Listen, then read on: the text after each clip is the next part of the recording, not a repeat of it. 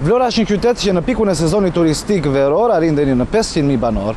Në Vlorë, në çdo cep të saj mungojnë tualetet publike. Njerëzit ankohen dhe thonë se duhet të paguajnë për lokale dhe për bare apo restorante për të kryer nevojat e tyre personale.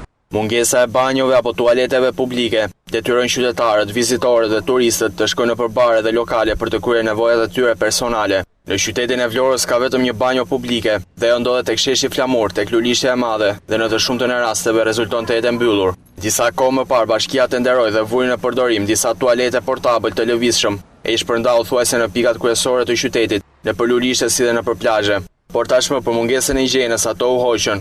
Të pyetur për këtë problem, qytetarët kujtojnë kohën kur Vlora ishte më e vogël dhe kishte në çdo cep banjo publike. Kape pylli sotës. Hadi edhe mbajnë dhe pylli sotës. Ironike, apo ja?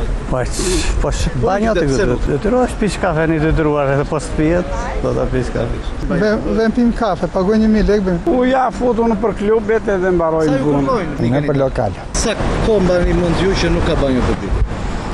Të them drejtën që nga 92 ose 91. Baja publike në rrezat e murit. Lokale. Vlen të theksojmë se tër vija bregdetare dhe plazhet publike nuk kanë asnjë banjo të vetme publike, ndërsa lokalet mbeten alternativë ku për të përdorur tualetin je i detyruar të blesh diçka.